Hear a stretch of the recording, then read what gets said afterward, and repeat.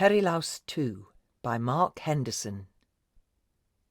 Perilaus 2 follows the fortunes of author Douglas Carmichael as he suffers a midlife crisis. Deserted by his partner Linda, inexplicably paranoid, and struggling to write his fifth crime novel, he finally forces himself to draft the chapter describing the murder. It has been a major obstacle because he had grown fond of the victim. The next morning he awakens from a whiskey-induced hangover and finds himself inside the fictional Edinburgh of his nascent story. Bemused, he takes a call from someone telling him about the fictional events that no one but he should know about. He goes on to meet some of the characters he's created.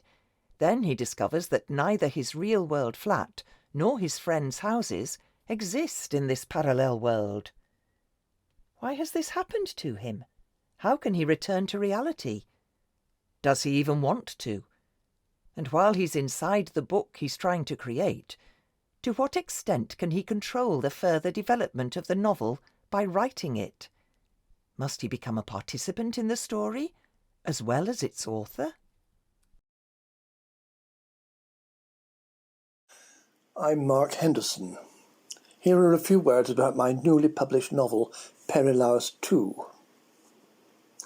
A crime novel is an abstract torture instrument. It generates situations in which characters suffer, in some cases terminally. Perilaus 2 isn't a crime novel as such. It's a novel about a novelist writing a crime novel and becoming rather too involved in it. Why the title? Well, there's a Greco-Roman legend about a brilliant metalworker called Perilaus, who made a hollow life-size model of a bull from bronze. It was a beautiful work of art, but it was designed as an instrument of torture.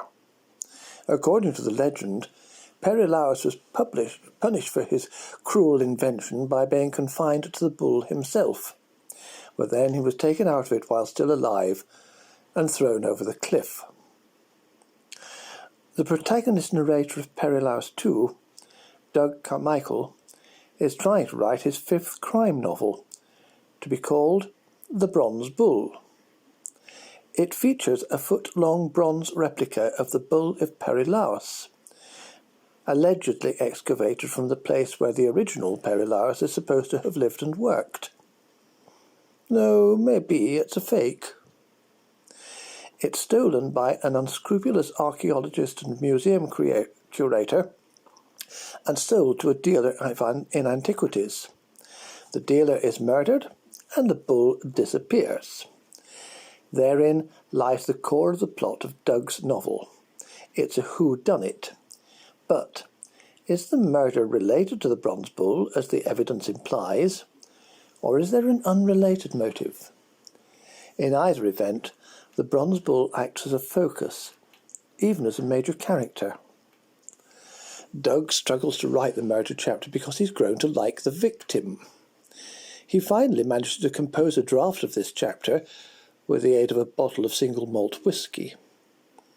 In the morning he awakes with a brutal hangover to find he's been transported by unknown means into the world of his unfinished book. How will his presence as an active agent in the story he's writing affect its development? How much control will he have over the evolution of the plot and the behaviour of his characters? How can he escape from his story and return to his real life? Perilaus 2 has two endings revealed simultaneously. The murderer in Doug's novel The Bronze Bull is identified, and the reason for Doug's disappearance in the novel he is writing and his means of escape from it are revealed. There's a deep connection between these two endings. Perilaus 2 reflects on the relationship of author to manuscript and more generally on the relationship of creator to creation from aesthetic, moral and even theological perspectives. But this is done lightly. The main purpose of Perilaus 2, as of any novel, is to entertain readers. If some of the allusions are missed, it won't spoil the enjoyment of the story within a story. Nevertheless, it won't surprise me if many readers wonder whether the model bronze bull of Doug's novel exerts a malevolent supernatural influence over his characters. This is the opening chapter of my novel Perilaus 2. The corner seat was secure. The angle of the walls guarded my back. I could see all the other customers, and the conversations at nearby tables seemed innocuous. Gordon Brown had upset multinationals by closing a tax loophole. A woman planned to buy the third Harry Potter book for her grandson's Christmas, and a couple debated whether they should be concerned about the so-called millennium bug. I could have answered them, but they were strangers. Steam from coffee cups, gossiping mouths and wet coats clouded the cafe window. Through a gap in the mist, I watched a tramp shuffle along the pavement, shouldering a sandwich board. The end of the world is nigh. For a moment I imagined he was Seamus Goldstein, destined to be found with the murder weapon.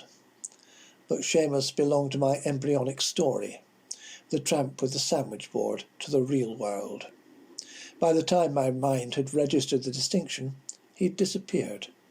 The condensation had coalesced. The window was veiled again.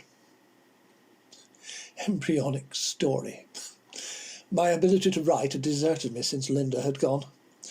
To be specific, I couldn't face chapter 6, where Peter would be murdered. I'd grown to like Peter. I didn't want him to die. But you can't write crime fiction without a murder. I glared at my laptop. The laptop glared back. I finished my coffee and sidled out of the cafe. The rain had stopped. October sunshine graced Edinburgh's streets. Perhaps if I spent the rest of the morning in a green space, breathing fresh air, the channel of creativity might be unclogged. Perhaps. Making sure I wasn't followed, I headed for the Botanic Gardens. Here was a refuge from plot and subplot, conflict and menace, the Valley of the Shadow. For a halcyon interlude, the real environment was more alluring than the shadow world of my nascent story. Lawns and shrubberies and arbours, a haven in the heart of the city. In the middle distance, elderly citizens inspected manicured arrays of rock plants and exotic bushes. Women with squalling children fed squirrels. A football shirt, bulbous with abdomen, jogged along the path, and an anorak surmounted by spectacles appraised the treetops and scribbled on a clipboard. Seated on the damp grass, I let my body recline against a tree, a reassuring chestnut, not the species that had ruined my favourite song. Brunnen von dem Tor, beside the stream at the gate. I wonder, I mused, what those two are talking about. The couple were in their early 20s. They wore jeans and trainers and what I believe are called combat jackets. A piercing, or was it an unsavoury secretion, sparkled on the girl's nose. The chestnut rustled its bronzed leaves and bestowed an ambivalent smile. A few months earlier, Linda and I had ambled along that path through the water garden. The laptop reclaimed my attention. Peter and Karen were more important than the young couple. Peter owned property and rents poured in. However, there was another source of money, an unmentioned source, and Karen, brilliant, incisive Karen, bit her lip and asked no questions. This should have been a wellspring of tension. Tension drives a novel. My manuscript was as tense as a soggy napkin. "Doug, you English git, where have you been?" Startled, I saved the file, shut down the laptop and struggled to my feet. My jacket shed dead leaves and fragments of bark. George wasn't a threat, but it could have been anyone. "Keeping a low profile. What brings you here on a Friday?" "Kid's half-term. I'm taking a couple of days. He nodded at the laptop. You in? I scanned the gardens, made a non-committal noise, and asked, Sally and the kids with you? Hit quarter with their granny. Taking them to the pictures later. Sal's in the tea house. His head signals direction, give or take 30 degrees. Coming? George led. I followed. He was a hard-bitten accountant who played prop forward, big enough to pick me up in one hand and break me in half with the other, but a gentle giant. Too soft for the children, especially Jackie, who wrapped him round her little finger. Sally, half his size, administered family discipline. They were two of my oldest friends. They'd been lifesavers when Linda left. Have you seen her again, Doug? I saw her whenever I closed my eyes, whenever my hair-trigger imagination moulded a passing woman into her shape. A fold in the linen, the murmur of a brook, a fleeting perfume, and I saw her again. Above all, I heard her voice, speaking, singing. No. I lit a cigarette as we walked. Awkward for one carrying an inspirationless laptop and a cartload of sadness. Aye, well, Sal, we were thinking we should invite you round for dinner again soon. Most people I knew at Edinburgh had been Linda's acquaintances before I met them. I no longer wished to see them. I'd known George and Sally before I met Linda. They didn't like her. Sally wants me to meet someone new. Aye, maybe. He gave a slight laugh. Guy, lives down the stairs for us, artist. You've met Guy? No, and I'm not that way inclined. Oh, no, I didn't mean that, you daft bastard. He's got a sister, Isabel, likes your books. Read all 4 of them twice over. Wonders why the first one's still the best, mind you. Thinks you need a wee push. A push to restore the lost muse. Ah. So I have a fan club of 1. I'm honoured, but I won't be interested. Dinner would be good, though, thanks. Couple of weeks? Maybe that would give me time to transcend Chapter 6 and manoeuvre my characters towards their intended fates. I threw my cigarette into an azalea. Like the rest of Tourist Guide Edinburgh, the tea house was well-bred and hygienic. The tables were round and white, the chairs matched. Plate glass windows, not veiled with condensation, sustained our contact with artificial nature. Sally had commandeered a table near the door, red hair aglow from recent re-dyeing. Hiya, Doug. Thought we'd seen you sitting there alone with your laptop, cheery as a wet weekend. Get yourself a cuppa. Come and sit with us. I queued at the corner and returned with baked potato, cup and saucer and teapot. George had overwhelmed a chair back to the windows. Sally tilted her head and studied me. Getting work, Doug? Couple of Russian medical articles to edit. An old colleague in Manchester wants me to run an eye over a PhD thesis. Editing work paid most of the bills, and my 4 published crime novels had paid for luxuries, but there was no pressure. I'd inherited money, and I owned my Stocksbridge flat outright. Well, technically I owned half of it, but I didn't suppose Linda would claim her share. Aye, and you're writing another book. That's good, eh? The working title was The Bronze Bull. Like its predecessors, it was set here in Edinburgh with Ian McArdle as protagonist. Ian wouldn't appear until Chapter 7, after the murder. I'd set up the main suspects and some red herrings and establish what ought to be a strong subplot. But could I negotiate Chapter 6? Not very. It's as full of sparkle as forgotten beer. Aye, you'll tell us nothing about it, will you? You never told nobody what you're doing except the Wicked Witch and the rest. Just as long as it's better than your, what's it called, Cold Friction. Came with the heebie-jeebies, that yin, for all the old folk in that horrible ward. We're both kind of like Artless Dodger, though. Except in the ending. That was rubbish. You know the subtlest of cricket. The critics, well, Sal, said George. You ken what Doug's books are really about. He's told us. We'd had one of those conversations a couple of years earlier. what I like about your books, what their theme is, and I've been drunk enough to be drawn into it. I told George that all novels are about people under stress, but in a crime novel, one person yields under stress and commits murder. The standard objective is to identify and apprehend the murderer, not to focus on the suffering that had led to the crime, the internal conflicts of the perpetrator. However, I always became distracted by those internal conflicts and obsessed with failures of justice. My novels weren't bestsellers. In The Bronze Bull, Karen's mental turmoil, her brilliance, her international reputation would be ignored by the justice system. In official eyes, she'd be the woman who had aided and abetted Peter, nothing more.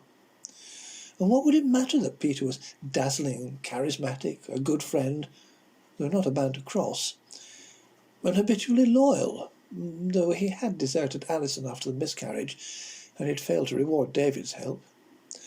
Scottish justice would see only his shady dealings.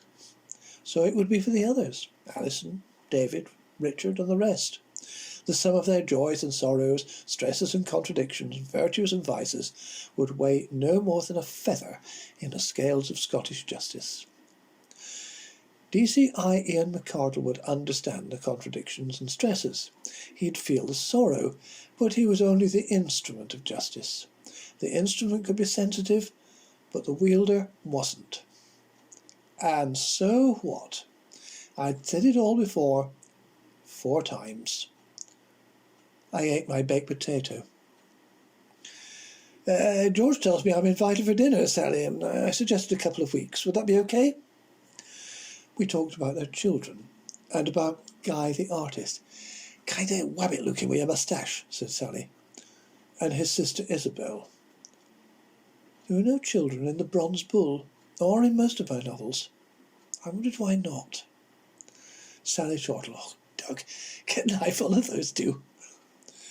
The young couple with combat jackets had entered the tea room. I'd been right about the piercing, one of several with which both bodies were mutilated.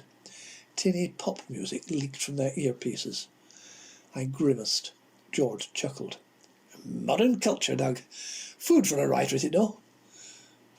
Once upon a time, culture and vulgarity were antonyms, and emetics aren't food. I could still elicit laughter, at least when I was serious. I glanced around the tea room. Nothing obvious. But professional watchers were subtle. You sound like you're 90 when you talk like that, Doug. And you're not much older than us. Nay, kids, that's what does it. What age are you then, now? 43? No, 44 as of August past.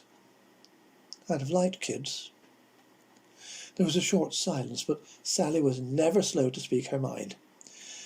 You've been let down by a selfish bitch that wasn't worth your time or your love. I ken your heart, Doug, but you're better off without her. And you need to get out more. I'm glad you're working again, but you need more stimulation, or your new book will be rubbish. I concealed a palpable hit under a smile. I'm out today, Sally. Aye, only on the Todd till we track you doing, and George hauled you in here. It's good to see you both. You're wrong about Linda, though. Saying the name clogged the thick, silted memory and clogged my throat. I coughed. I'm impossible to live with. Oh, quit beating yourself up, man, George growled. It takes 2 to make a relationship work, and don't tell me you didn't put heart and soul into it. Anyway, you don't need to wait a fortnight to come and see us in Warrender Park. Drop in whenever you want. We finished food and drink, exchanged farewells, and went our separate ways. My spirit was drawn heavenward by the beauty of the gardens and the kindness of friends, but rendered flightless by stagnant emotion and the loss of creative drive. I strolled home, cradling my laptop. 10 minutes to my flat. I resolved that after lunch I'd polish the draft of Chapter 5 and then force myself to attack Chapter 6. Blandford Terrace was as quiet as ever, but there were no trees there, no one to talk to. I could still smell the chestnut, feel the roughness of its bark, and hear the voice of its leaves. But a dryad comforts the living, as a fortune comforts the dying. You can't take it with you. I scanned my surroundings. All the cars were familiar, not least my old Ford Capri, pale blue and rusting. There was a flat for sale on the opposite side of the road a few doors along. The sign was new. No other changes as far as I could see, except that the young couple with combat jackets and piercings had followed me. No, paranoia, I decided. They just walked the same way. They're not such stuff as surveillance teams are made of. I hurried inside, double-locked my door, lit a cigarette, and set the alarms.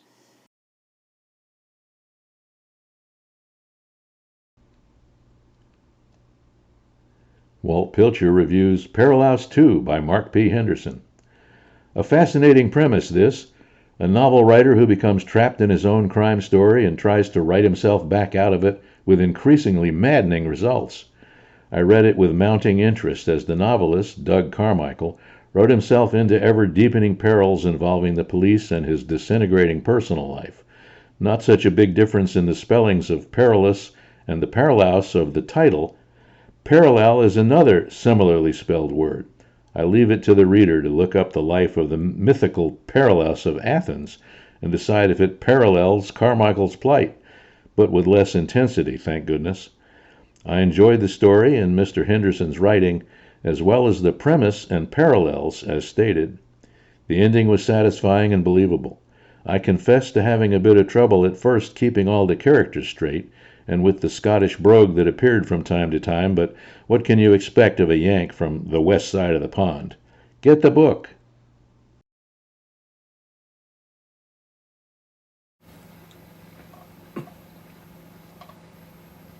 Melody muses on a very old bull and other animals.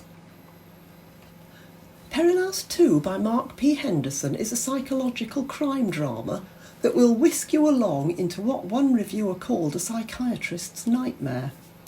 It's an adult novel and very cleverly constructed, as it takes you along with the protagonist, Doug Carmichael, on a nightmare journey where nothing can be quite what it seems to be. Or can it? The Perilaus of the title refers to a bronze bull created by legendary Greek bronze worker Perilaus, whose boss Phalaris commissioned it as an instrument of torture. The legend is truly gruesome.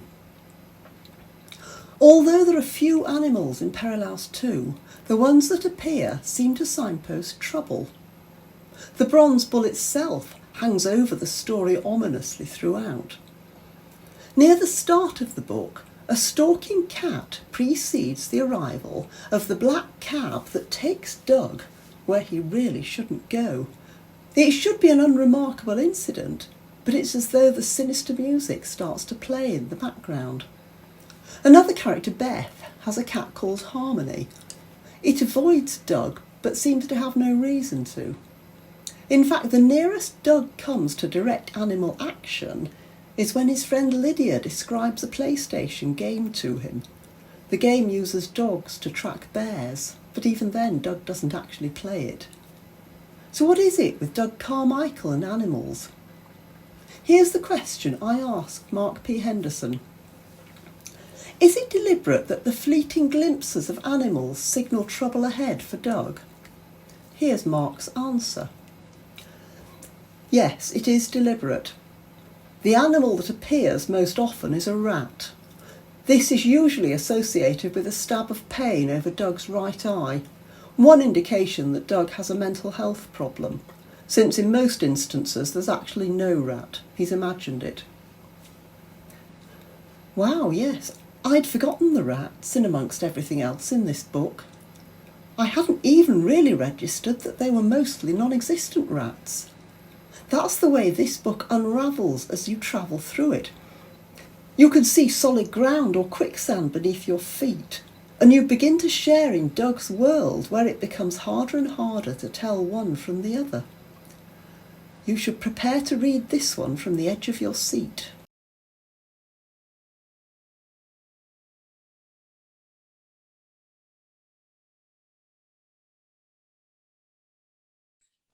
Hello, I'm Mark Henderson, and Linda Nicklin and I are chatting today about our various books. I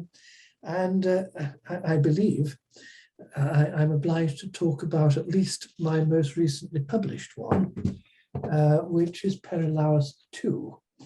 And yes, a title that one person in 100 might understand before it's explained, though the book itself will explain it. Okay. I believe you are reading it, Linda. Yeah, absolutely, and I'm loving it. It's a really intriguing and funny, entertaining book. Enjoying reading that. That's great. I'm very pleased that you're finding it entertaining and amusing, among its other qualities. Yeah, just to explain for people who have not seen the book, it is a novel about a crime novelist who is writing a crime novel and struggling to write it. And then he gets tangled up in it. He enters the world of his own fiction with bizarre consequences. One thing he discovers is that he doesn't have complete control over the world that he's invented. And if you're a writer, I think you'll know that feeling. We've all met it, haven't we, Linda? Yes, Yeah. I'm right there with you there. Okay, and to jump the gun, the book has two endings. There is the solution to the whodunit that our protagonist, Douglas, is writing. And simultaneously, we get the explanation as to why he, Douglas, got caught up in his own story. So that's the outline of it. It is set in 1999 in Edinburgh. I know Edinburgh. I was at medical school there, and it's chosen. I chose 1999 because it is a time in history when people were worried about the end of the world coming, particularly because all computers in the world are going to break down. So there is, right from the beginning, an end of the world theme. Douglas is 44 years old. His partner has left him. He is paranoid for no reason that we can understand at first. And he is absolutely stuck fast trying to write his 5th crime novel. And the opening of the book reads, "The corner seat was secure. The angle of the walls guarded my back. I could see all the other customers, and the conversations at nearby tables seemed innocuous. Gordon Brown had upset multinationals by closing a tax loophole. A woman planned to buy the 3rd Harry Potter book for her grandson's Christmas, and a couple debated whether they should be concerned about the so-called millennium bug. I could have answered them, but they were strangers. Steam from coffee cups, gossiping mouths, and wet coats clouded the cafe window. Through a gap in the mist, I watched a tramp shuffle along the pavement, shouldering a sandwich board. The end of the world is nigh." For a moment, I imagined him Seamus Goldstein, destined to be found with the murder weapon. But Seamus belonged to my embryonic story, the tramp with the sandwich board to the real world. By the time my mind had registered the distinction, it disappeared. The condensation had coalesced. The window was veiled again. And so it goes on from there. Okay. So you immediately know what sort of person you're dealing with. He's a loner. He's very worried about people around him. And he doesn't believe in the millennium bug. That's about all we can deduce at that stage. But the setting is there and the date is there. Yeah. I think that as a writer, we are constantly aware of people around us, and I often watch. About you, I watch people doing something. I think, right, you're in my next book.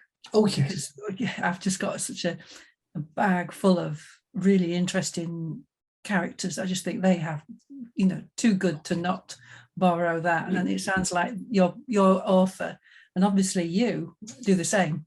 Your author was looking at very super alert to what was going on around. Well, we do, don't we? Yes. Yes, yeah. My friend, the short story writer Margaret Holbrook, actually wrote a story called Watching, which describes her visits to a cafe, watching and listening to particular people who are regular customers, and constructing their lives in her mind. That's exactly what we all experience and what you've just described. Mm-hmm. So I ought to explain the title, which does become apparent during the course of the story. There was a Greco-Roman legend of Perilaus, the metal worker, who made a life-size model of a bull out of bronze. It was hollow and there was a trap door in it. And the tyrant for whom he worked, who was a notoriously cruel person, had a habit of throwing his enemies into the crater of Mount Etna. And Perilaus thought he could save his master the arduous job of climbing Mount Etna to get rid of his enemies that way. So you just put them inside the bull through the trapdoor instead and light a fire underneath the bull. And of course, they would make a lot of noise. So he put flutes into the nostrils of the bull, so the sounds coming from inside, as the person was being tortured, was transmuted into beautiful music. Now, so upset was the tyrant Perilaus by this idea that he actually tricked Perilaus into climbing into the bull himself. Whereupon he locked the trapdoor and lit a fire underneath, and sure enough, beautiful music emanated. But he took the partly singed Perilaus out before he died and threw him over the cliffs because he did not want such a beautiful work of art to be polluted by the death of a wicked man. So this story was the one that actually captured my attention, and I thought, well, suppose we have a novelist writing a crime novel called The Bronze Bull, right? Mm-hmm. A crime novel is an instrument of torture. I mean, you in a fictional sense, characters are put into it and either get killed or awful things happen to them. Well, why shouldn't an author who is creating such an instrument of torture get shoved into it himself? Yeah, absolutely. And that's the point of the story and the point of the title. Mm-hmm. So who created? So this is one of the interesting things that we've got an author talking about his work. That's right. Yes. Yeah, which is delightful. So are you the person who's created the instrument of torture, or is your character the person that created the instrument of torture? I think that's a very good question indeed. Yeah. I am blaming my character Douglas for creating it. Absolutely. So you talked about Edinburgh and being very familiar with Edinburgh. Do you use a lot of locations that you are familiar with when you write? Or yes, I do. Well, as we all know, setting a place is very important in our stories. I mean, it's one of the boxes we have to tick if we're writing a novel. Plot, characters, setting, blah blah blah. It's one of them, and if you're familiar with the place, well, it helps. Mm-hmm. I'm at the moment actually in the middle of writing a quite different novel, and it is set in a variety of places, Pevensey and the area in East Sussex, Durham, and I've had to travel and spend time there to get to know the places. Yeah. Yeah. and in Durham, particularly the university. So, Yeah.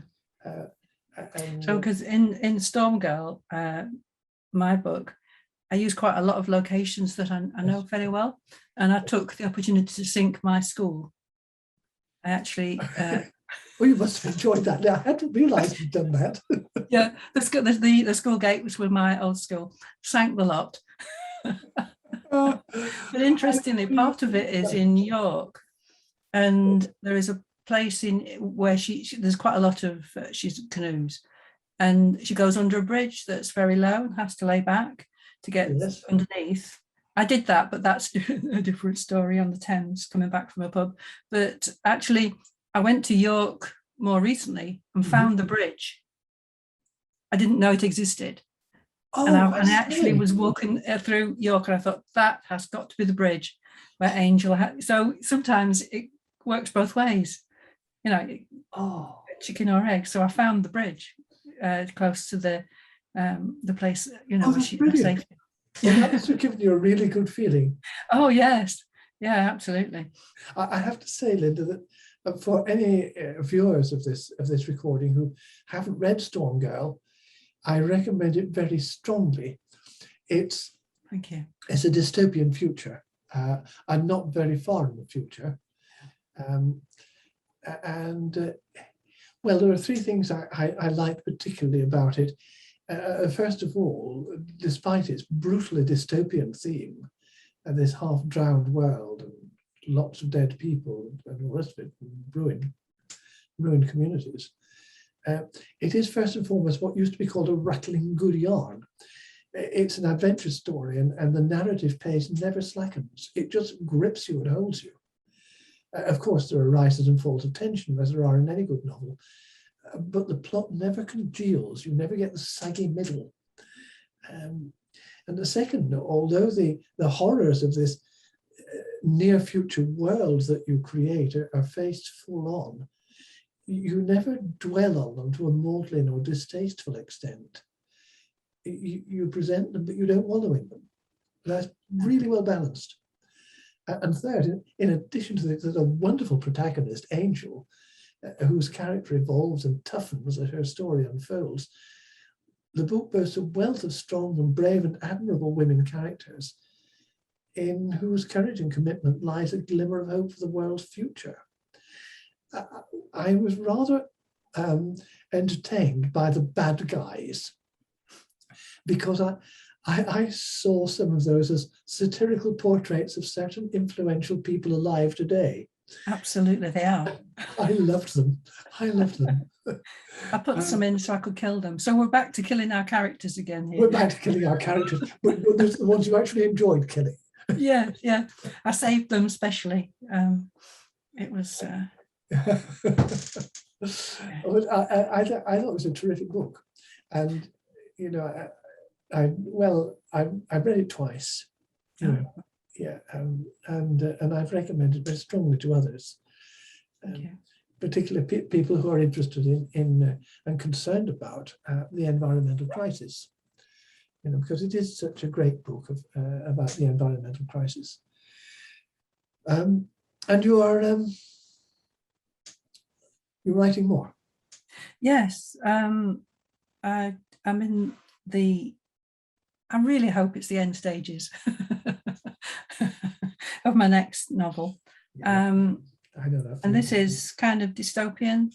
I do think that possibly Angel has another story. I think she has. I mean, at the end of Storm Girl, I really thought she could reappear somewhere. Yeah. But the problem is, again, we're back to killing characters.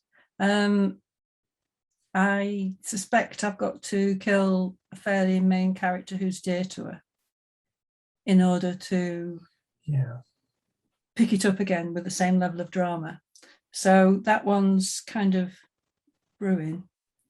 But the one I'm writing at the moment is about a time that we live, again, where you don't know what the truth is, and that it's possible to digitally remaster anybody's face, anybody's voice, anybody's past, anybody's actions, and the power that that gives organisations. And I've got a international organisation called Global Health, but in the broadest spin sense, it's a healthy environment has a good police service, and a healthy world has a good armed forces, as well as a health service.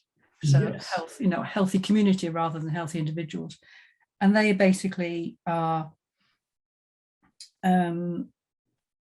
fostering wars and then going in and ransacking the countries where they've created the wars, but they've also put in the arms and the soldiers, and then they go in with a health service. So they're actually a private company who are blackmailing politicians, right? In a way that gets them into key places in governments, and we see it. I mean, it happens. This isn't beyond it is possibilities. It's happening. Well, this is not fantasy. No, it's not. It's just a slight extrapolation of existing reality. Yeah. Yes. But my main characters,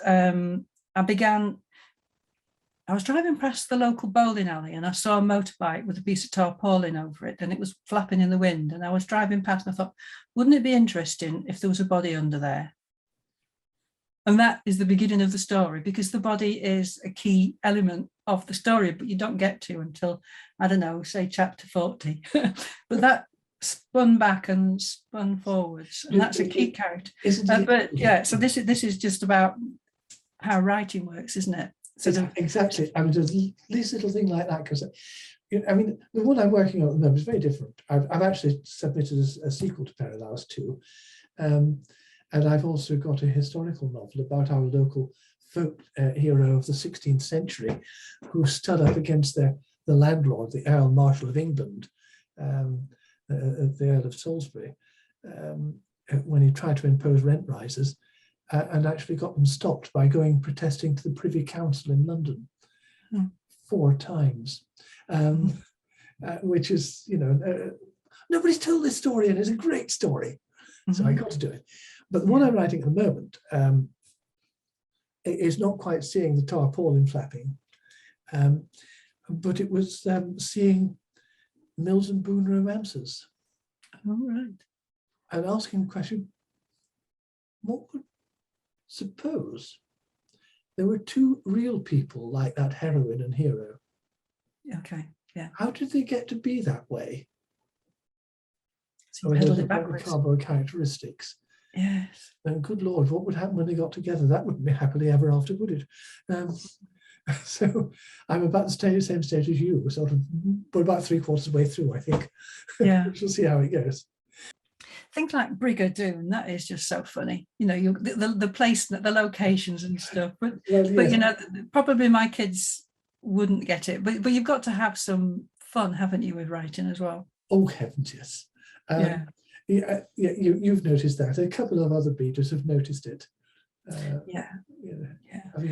And also, like Back to the Future, the idea that depending on what you do, people disappear from photographs. There's that kind of feel, because places that he thought he knew aren't there, but he can. And I've got to a bit where he actually wrote a piece to see if he could.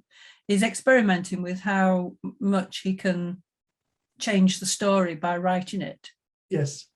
And he sets himself up with in the bar, and this woman is going to walk over, and she turns out to be a horrible reporter, journalist. Yes, yeah, absolutely. But that's just so well, it's joyful, isn't it? Because you can do that when you're writing. It's something that it's a powerful thing being an author, because you get to know the story first, and it's like the best story you've ever read because it's coming out of your head, quite, and you just love it, don't you?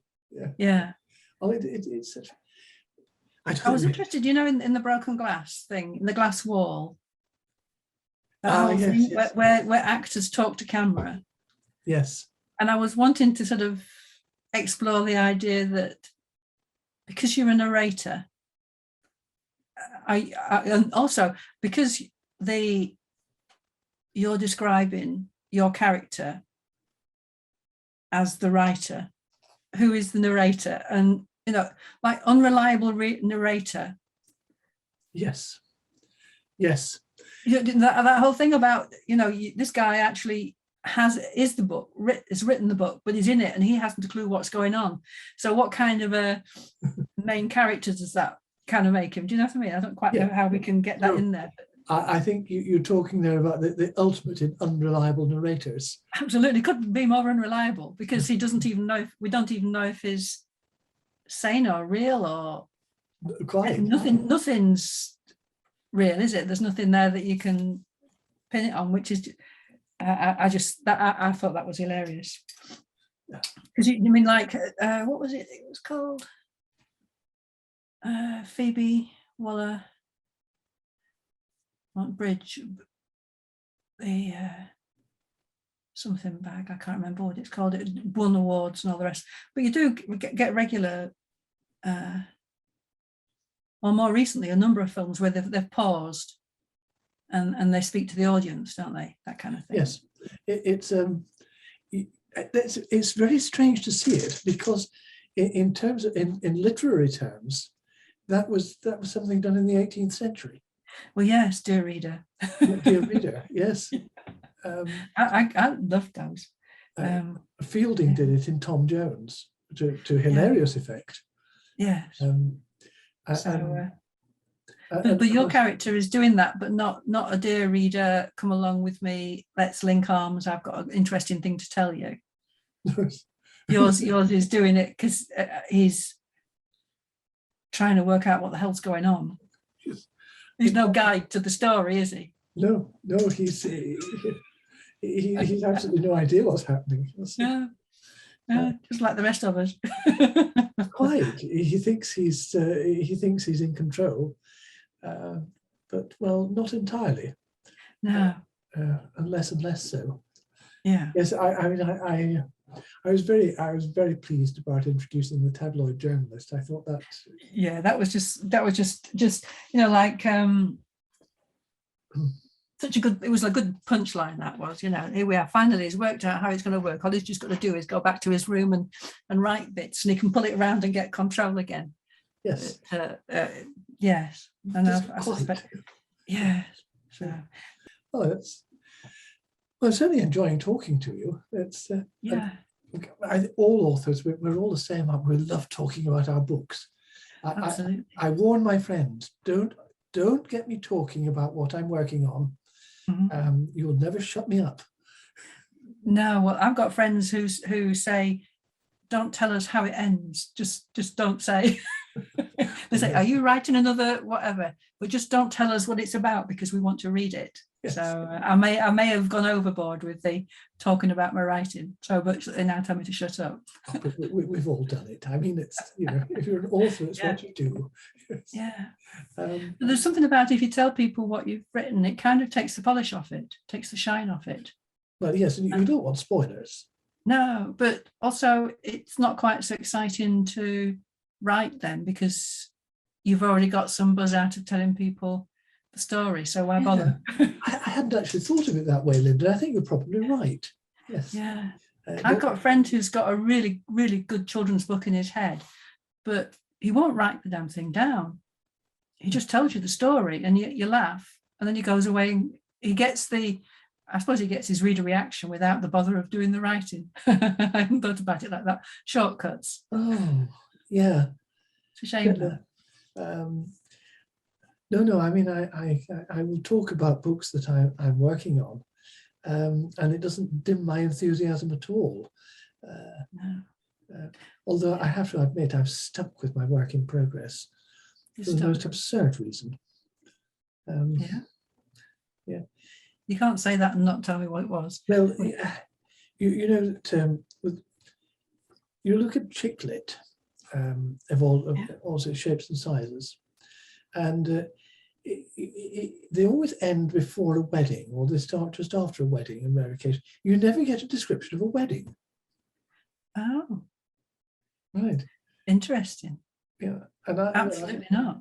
It's a spoof it's a sort of take on chick lit that I'm writing.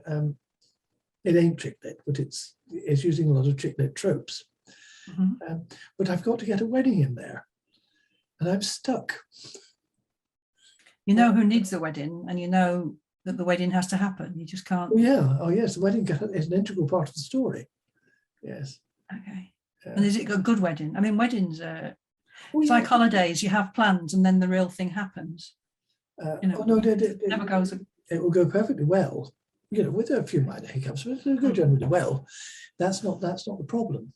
It's this is a story about what would happen if the hero and heroine and hero, I would say, of a Milton Boon romance turned out to be real people. You have to explain how they got to be that way. He, for example, is next door to a psychopath, isn't he? The alpha male. Yes. Oh, yeah. Just sheer testosterone.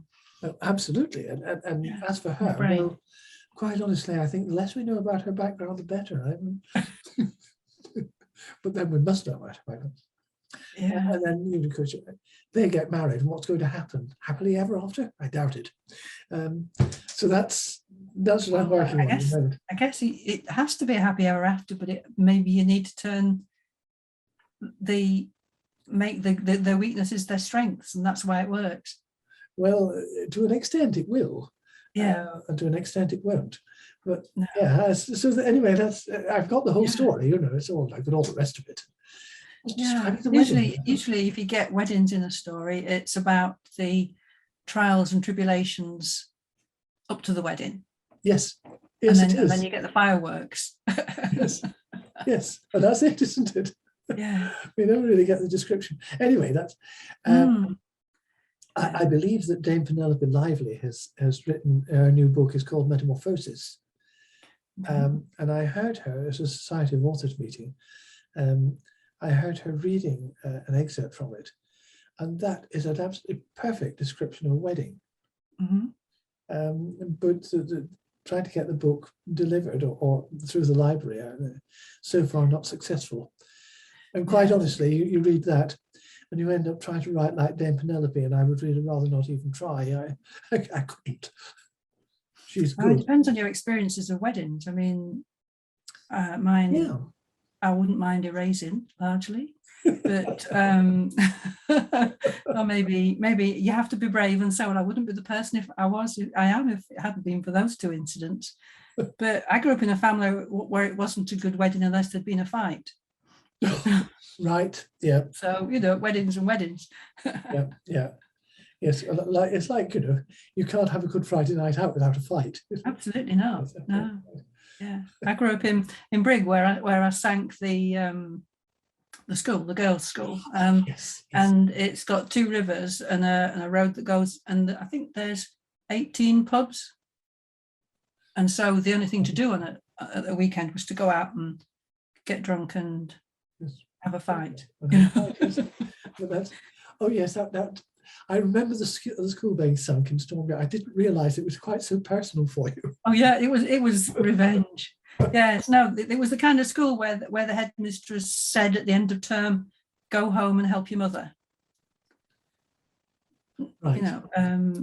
Because things like that, and their only aspiration for us was secretary, nurse, or teacher. Right. Yeah. Out of my year, one person went to university. It was you could have lower aspirations, but it was it's got a lot to answer for. I've got a lot of good friends from school, and we spend quite a lot of time unpicking how we might have been different with different messages. But there again, I went to school with Alison Brackenbury, who's quite a well-known poet. Yes. And so she was the absolute exception. She was remarkable. Yeah, it's if people have sufficient ability, and it doesn't matter what the education system does to them, they still flourish. Yeah. But it really, I think it killed so much aspiration that history, didn't it? And you spend your life believing things about yourself that's messages that's being given at school. That's right. Often quite subliminal messages, but they were but really they could be quite destructive. Well, yes. I read my school report book recently. I'm having a massive clear out. You wouldn't know, but anyway, this is part of lockdown was to just clear out all the clutter, and I found my and when I look back now and I put life events against my school report, I know why sometimes I wasn't paying attention. Yeah. They never picked it up at all. It wasn't something you didn't discuss, what was going on at home or anything like that. And I actually felt really quite sorry for the me at 13 going through the things I was. Yeah. Things like that. Yeah. But it affected my whole life because I didn't get selected to do certain subjects because I wasn't paying attention. Yeah. And here I am, who knows? But then that's why fiction's wonderful, because you can recreate, you can explore all that. You can. It's one of the great things about being a fiction writer. But those early experiences do shape us, don't they? Yeah. And they shape what you write. Mm-hmm. It's not quite the same sort of thing, but a sort of rough parallel. When I was a teenager, I heard stories about the locality. I didn't realize at the time that there were traditional folk tales, but they were. Mm-hmm. And the stories stuck in my mind. They captured the area so well, and the characters and the people. Then when I came back to live in this part of the world, actually to look after my parents in the early years of this millennium, I joined a storytelling group and started to collect Peak District folk tales, and ultimately I published a little book of them. Mm-hmm. M.A.B.L.E in Gloucestershire published it for me. Mm-hmm. And I had to learn to be a storyteller. Yes. Yeah. But I just love the folk tales. They're so much part of our environment. I am getting a bit deep now, but both of my characters in Storm Girl and the story I'm writing now, their mothers died early, and mine didn't. But so that the main parent was a father. Right. And that is, I was talking about my son is a counsellor, and he said, and I talked to him about it, and he says, you're actually trying to rehabilitate your father. Oh, wow. Yeah. Oh, wow. Yes. And I for sure am. But so, That's a very perceptive remark, isn't it? Yeah. Wow. So next time I write a book, I'm definitely going to have a mother who survives. Right. Yeah. Because my dad only deserves a certain amount of attention. Yeah. But, yes. Yes, I'm writing one with parents in it at the moment, and then, yes, quite an interesting. We don't need to sort of start getting that deep, but I was interested in the whole, like, it's almost like Alice through the looking glass, and sort of that sense. Well, we were talking about the glass wall where your character's gone through, but it's also like he stepped through into a place that he almost recognizes that's sort of very strange. And I sometimes feel like our politics is like being through Alice in through the looking glass. Or if not Alice in Wonderland. Yes, really. Yeah, absolutely. I'm a Lewis Carroll fan, so yes. So maybe some of that came through as well. That whole painting the roses a different colour because. Yes, because the Queen said so. Yes. Yes, and that that sort of reality is this, and almost the media. The reality is this, and we're going to rewrite it every day. A little bit 1984, and tomorrow you've got to forget what you read today in the newspapers, because tomorrow's reality is going to be a subtle shift in another direction. But please forget, that whole. But that's again, what is the truth? Well, we're dealing with. It's often been said that there are three criteria of truth. One is correspondence with observed reality. Two is consistency with accepted worldviews. And three is majority public opinion. Yes. Yeah. And if majority of public opinion is manipulable, For sure. and the other Especially two can now. be selected, then you can, you know, I think one of the most sinister expressions that has appeared over recent years is the phrase post-truth. Yes. I find that a very scary term. Mm-hmm. Yes. I don't know how you wheel it back.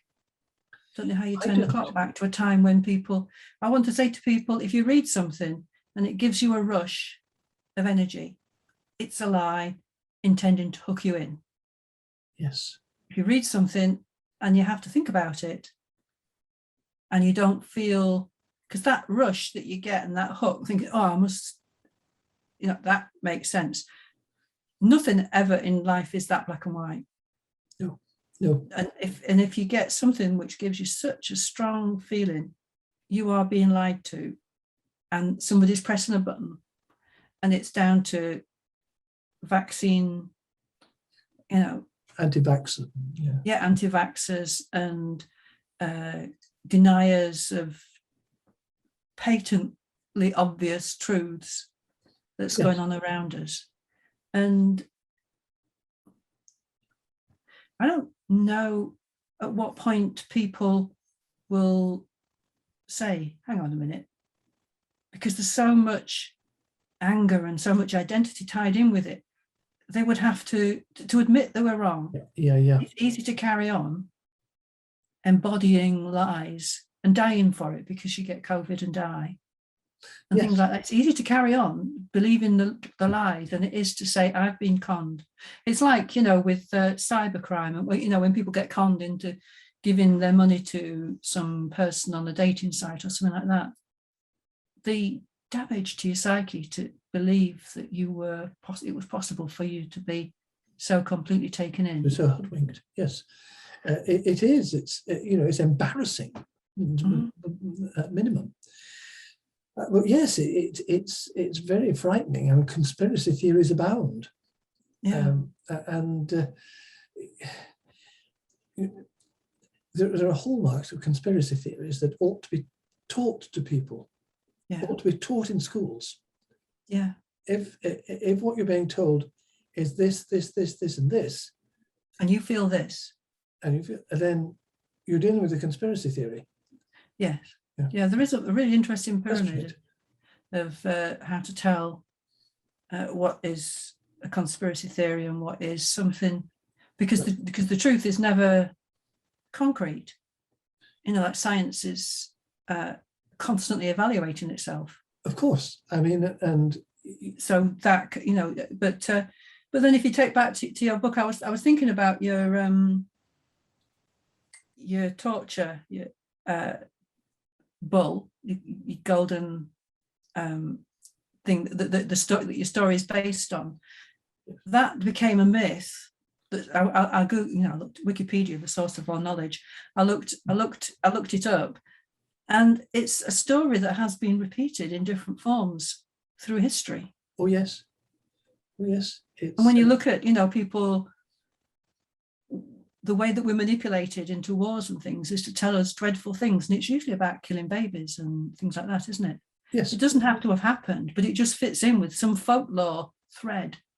That's right. And you persuade your people to believe that the people you want to wage war against are just downright evil. Yes, and somehow not one-dimensionally evil. They've got no redeeming feature. That's right. You would never do that thing in their circumstance. And they're also a threat. Mm-hmm.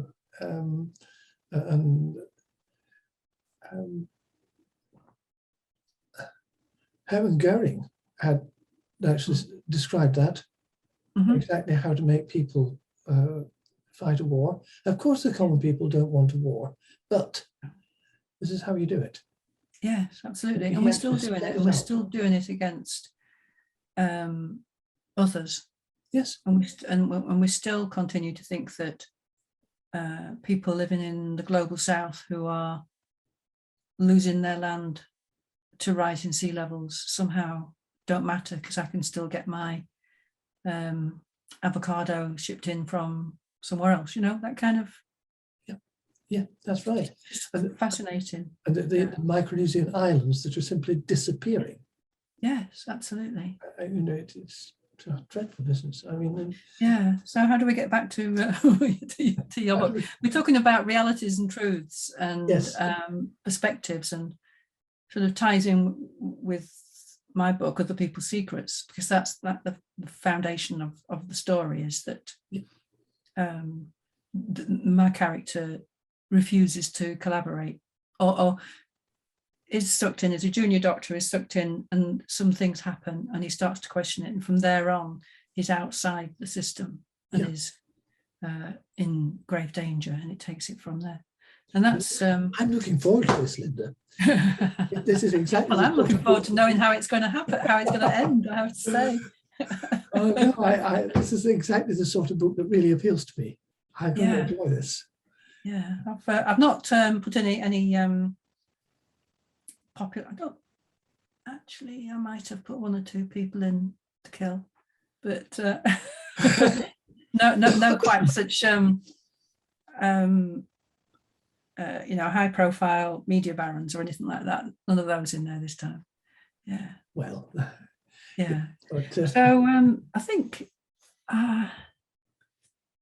Do you have difficulty putting your characters through hell? Do you feel guilty when you do? Oh yeah. I mean, I really don't like putting them through bad times. You create a character, you like her or him, and you really don't want to give them a hard time.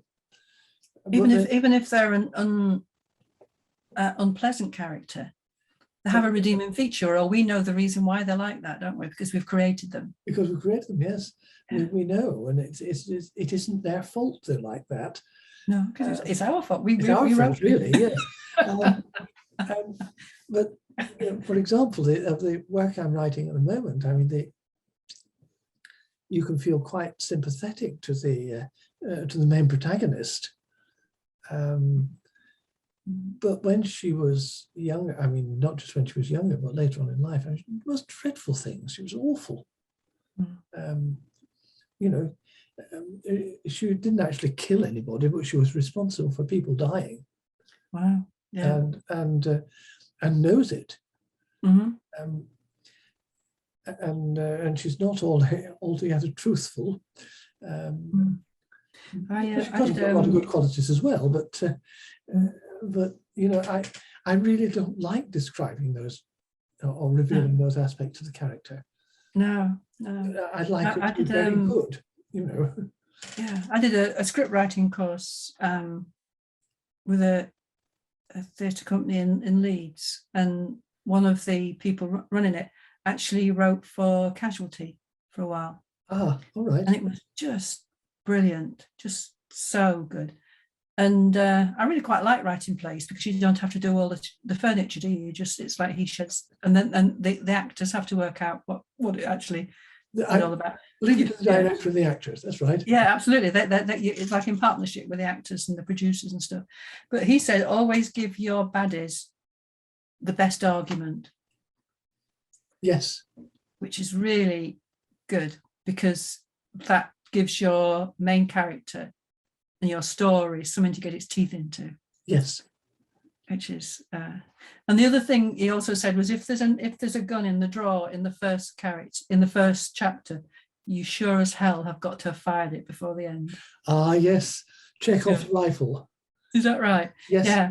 Anton Chekhov was the first to say that when he was talking about writing. Yes. Yeah. Yes, this is Chekhov's rifle.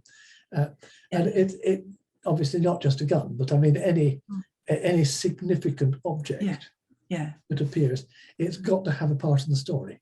Yes, and it's got to be no threads left not stitched in, that kind of feeling. It's got to be, you've got to have no loose ends. If it's a significant thing to mention there, it can't have a loose end. It's got to be. It's got to be, yeah. So, still. Anyway, is there anything else that you want to? You probably ought to finish off by holding your book up again and yes, doing a little trailer so that they can cut that into the end. Yes, okay, there we are. Perilaus 2, 80,000 words or thereabouts of a novel within a novel, and the most unreliable of all unreliable narrators. Yeah. Mainly because he hasn't a clue what's going on. Yeah. And I can really recommend that people read that because it's delightful. Thanks, Linda. Really, and I'm really pleased to have had a chance to talk to you today again, Mark. It's I've been really enjoyed talking to you, Linda. Yes. And, The next time we write a book, we'll do this again. We'll do this again. We will indeed. Yes. Thank you ever so much. Thank you. Okay.